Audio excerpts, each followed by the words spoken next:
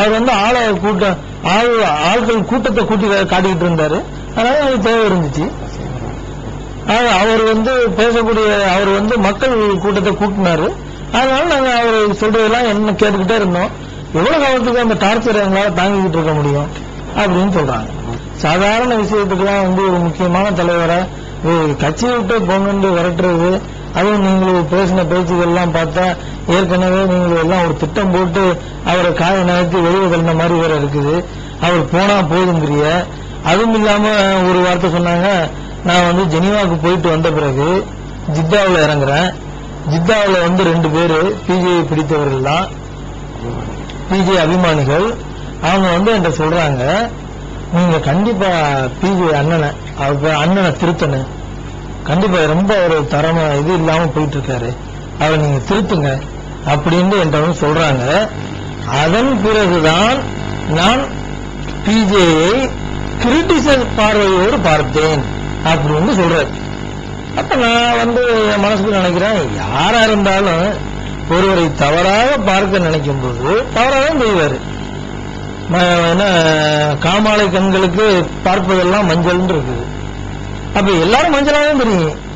ஒரு ஆள் 2 பேர் சொல்றான், நீங்க 9 வருஷம் அவரோட ஒன்னா இருக்கிறீங்க, 9 வருஷம் 10 வருஷம் ஒன்னா இருக்கிறீங்க, நல்லது கெட்டது எல்லாவற்றிலும் அவரோட ஒன்னா இருக்கிறீங்க. அப்ப இந்த 9 வருஷமா அவர் செய்யாத தப்பையே இப்ப 6 மாசத்துல செஞ்சுட்டாரு. நீங்க ஜெனீவாவுக்கு போயிட்டு வந்த பிறகு செஞ்சுட்டாரு. அப்ப நீங்க 9 மாசத்துக்கு முன்னாடியே அவருடைய தப்பை சுட்டி காட்டல. அப்போ ஒரு ஆளை வந்து தவறா பார்க்க ஆரம்பிச்சதே முதல் தப்பு. 6 மாசத்துக்கு 8 மாசத்துக்கு முன்னாடி நான் தவறாவே பார்க்க ஆரம்பிச்சேன்னா எல்லாமே தப்பா தான் தெரியும். இதெல்லாம் நாங்க யோசிச்சோம். அப்ப இது எங்கேயோ ஒரு பிரச்சனை வந்து ஆரம்பிச்சிருக்குது. இவங்களுக்கு ஒரு திட்டம் வந்து ஆரம்பிக்கப்பட்டு அவரை வந்து ஒரு டைட் கார்னர் பண்ணி அவரை எப்படியாவது வெளியே போய் வச்சிடலாம்ன்ற மாதிரி ஒரு முடிவோடு நீங்க செயல்பட்டு இருக்காங்க அப்படிங்கிறது நமக்கு தெரியுது. இதுக்கு மேல முபாரக் பேசுவாங்க. விளக்கங்கள் கொடுத்துட்டு போகும்போது நம்ம சகோதரர் ஜவஹர்லால் அவர்கள் பேசுவது வந்து முன்னுக்கு பின் முரணாவே இருந்தது. எப்படி இருந்ததுன்னா, முதல்ல வந்து சொன்னாங்க இதே மாதிரி தண்ணீர விளக்கம் கொடுத்துட்டு சகோதரர் பிஜே வந்து அமைப்பாளர் போஸ்ட்ல இருந்து ரிசைன் பண்ணும்போது அவர் வந்து எப்படி நினைச்சாரு அப்படின்னு சொல்லி ஜவஹர்லால் சார் சொன்னாங்க. அவர் பதவியிலிருந்து இறந்த மாதிரி இறங்கணும், ஆனா பவர் எல்லாம் அவர்கிட்ட இருக்கணும்னு நினைச்சாரு அப்படின்னு சொன்னாங்க. அப்புறம் பேசும்போது அவர் வந்து 9 வருஷம் எங்களுக்கு வந்து ஒரே மிரட்டல், த்ரெட்டனிங், இந்த வார்த்தை இங்கிலீஷ்ல யூஸ் பண்ணாரு, த்ரெட்டனிங் மீ, டார்ச்சர் கொடுத்தாரு அப்படிங்கிற மாதிரி வார்த்தைகளை யூஸ் பண்ணாரு. அப்ப நான் கேட்டேன் இது மாதிரி, அப்ப நீங்க வந்து அவர் டார்ச்சர் கொடுத்துட்டு இருக்காரு, டார்ச்சர் கொடுத்துருந்தா அவர் தான் பதவியில இருந்து இறங்கி நானும் போறேன் நீங்க கவனிச்சுக்கிட்டு போனாரு. அவரை கூட்டிட்டு வந்து திரும்ப வந்து நீங்க தான் புதுசா சட்டங்கள் எல்லாம் கொண்டு வந்து அவருக்காக கொண்டு வந்து நீங்க எல்லாரும் சேர்ந்து தானே அவர் வந்து மூத்த தலைவர், நீங்க தான் செயற்குழு நடத்தணும், நீங்க தான் பொதுக்குழு நடத்தணும், நீங்க நிர்வாக குழுல வந்து எல்லாம் வயது தரணும்னு சொல்லியா நீங்க கொண்டு வச்சிய அப்படின்னு கேட்டதுக்கு அவங்க தெளிவான பதில் எதுவுமே சொல்லல. அதை பத்தி ஒரு மனிதன் வந்து அதாவது அதுக்கு பதில் சொன்னாங்க. அதாவது நீங்க ஏன் அவர் பிடிச்சி மறுபடியும் அவர் தான் உங்களை மிரட்டிட்டு இருக்காரு, மறுபடியும் கொண்டு வந்து அவரை அந்த மூத்த தலைவர் போஸ்ட்ல நீங்க வச்சு அப்படின்னு கேட்டதுக்கு இதே வார்த்தையை சொன்னாரு, கூட்டம் சேருதுல அதனால வச்சிருந்தோம் அப்படின்னு இதே வார்த்தை ஓப்பனா சொன்னாரு. மொழி முறையெல்லாம் எதுவுமே சொல்லல. அப்ப அதே மாதிரி சொல்லிட்டு இருக்கும்போது அந்த இதுல வந்து திரும்ப மறுபடியும் ஒவ்வொரு விஷயங்களையும் சொல்லும் போது இதே மாதிரி சொல்லிட்டு இருந்தாங்க. அவன் திரும்ப மாறிட்டு நான் கேட்கிறோம், நீங்க அவர் வந்து கைப்பற்றும் நினைச்சிருந்தால் நீங்க அப்ப இறங்கி போகும்போது அவர் வந்து நீங்க கண்டு காணாம இருந்திருக்கலாமே அப்படின்னு திரும்ப நாங்க கேட்கிறோம். திரும்பவும் அதே அதுக்கு ஒரு ஒழுங்கான சரியான பதில் எதுவுமே நம்ம மாதிரி சொல்லல. பேசிக்கிட்டு இருக்கும்போது லெபத்தம்பி கேட்கிறாங்க, இந்த மாதிரி தௌஹீது ஏதாவது ஒரு பேக்ரவுண்டா இருந்தோ ஏதாவது உங்களுடைய பைலாவில் வந்து தௌஹீது பேஸ் பண்ணி தான் அந்த தமுக நடக்கணும்னு இருக்குதா அப்படின்னு சொல்லி தலைவர்கிட்ட கேட்கிறாங்க. அந்த தலைவர் வந்து இல்ல அப்படிலாம் பைலாவில் ஒண்ணுமே கிடையாது. சரி, பைலாவில் இல்ல அந்தரங்கமா உங்களுக்குள்ள ஏதாவது ஒரு முடிவுகள் இருக்கு அந்த மாதிரி தௌஹீதை பேஸ் பண்ணி தான் நடக்கணும் அப்படின்னு சொல்லிட்டு, இல்லையா அப்படின்னு தான் நாங்க வந்து ஒரு மாவட்ட தலைவர் வந்து ஒரு தரிகாவாதியை வந்து நாங்க மாவட்ட தலைவர் ஆக்கி வச்சிருக்கோம். அவர் வந்து பக்கா தரிகாவாதி, அப்ப அவரை வந்து நாங்க தௌஹீதான் பேசினா நாங்க எப்படி அவரை வந்து தலைவராக்குவோம்? அதனால அந்த மாதிரி ஒரு இதுவும் எங்களிடம் கிடையாது அப்படின்னு சொல்லி அவங்க பேசிடுறாங்க. அப்ப பேசும்போது சரி, அப்ப நாங்க இது வந்து இப்படி ஒரு 3, 4, 5 மணி நேரம் ஓடும். அப்ப என்ன சொல்றாங்க, சரி விடுங்க, இப்ப ஒரு கன்க்ளூஷன் வந்து என்னன்னா, அவரு பிஜே என்ன சொல்லுறாருண்டா, இந்த மாதிரி கைப்பற்ற நினைத்தங்கிறது நாங்க சொன்னது தவறு, அதனால நாங்க இன்னும் அந்த மாதிரி கருதவில்லை அப்படின்னு நீங்க ஒத்துக்கிறீங்களா அப்படின்னு நாங்க கேட்கிறோம்.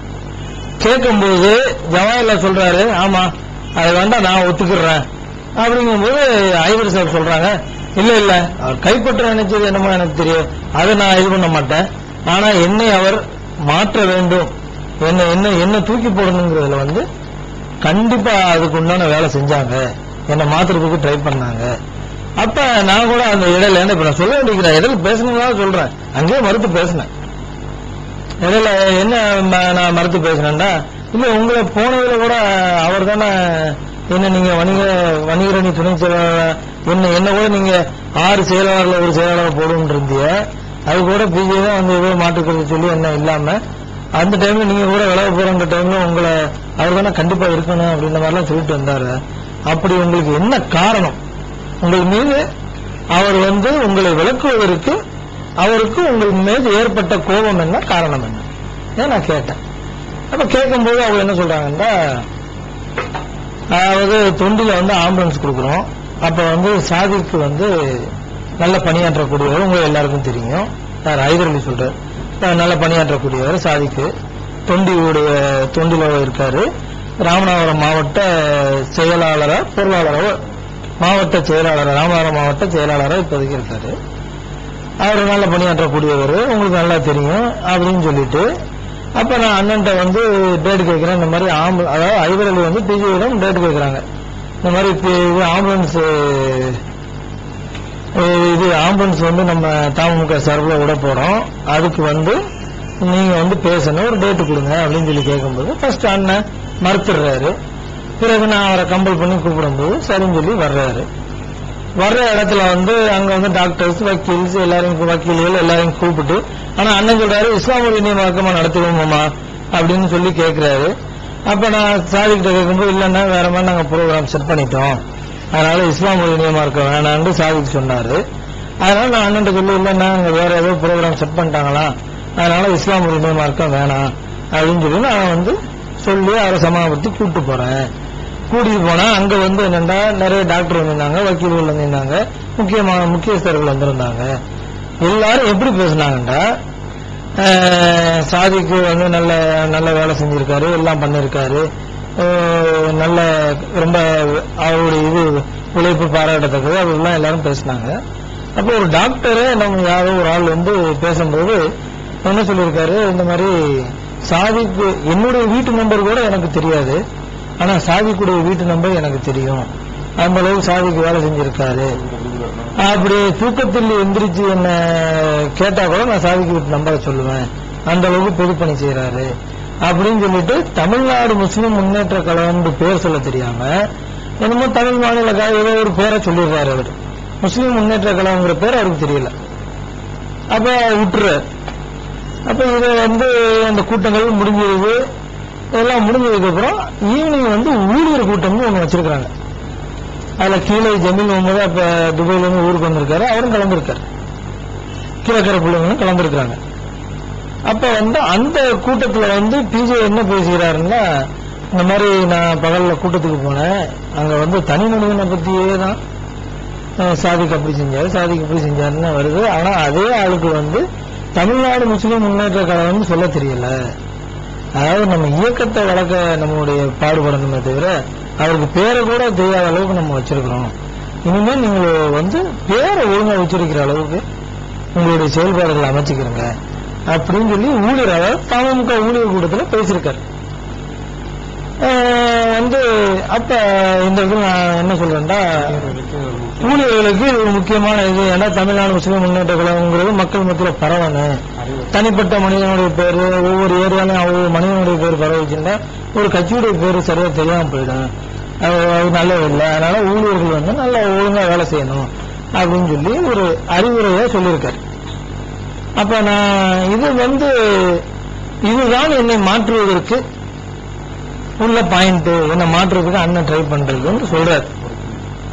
ஆனா முறைப்படி பார்த்தா நம்ம எப்படி கருத்து என்னன்னா, என் மனசுல தோணுது என்னன்னா, சரி அப்படி பார்த்தா சாதிக்குள்ள ட்ரை பண்ணியிருக்கணும் பிஜே மாத்துறதுக்கு, இல்ல பிஜே சாதிக்குள்ள செயலாளர் விட்டு மாத்துறதுக்கு ட்ரை பண்ணியிருக்கணும், ஹைதர் அலியை மாத்துறதுக்கு ஒரு காரணமும் சரியா இல்லையே அப்படின்னு சொல்லிட்டு, சரி இது இவங்க அதுல ஒரு புடியா இருந்தாங்க, என்ன மாத்ததான் ட்ரை பண்ணாங்க அப்படின்னு சொல்லிட்டு. அப்ப தமிழ் மன்சாரி ஆமா எனக்கும் தெரியும் ஹைதர் அலியை மாத்ததான்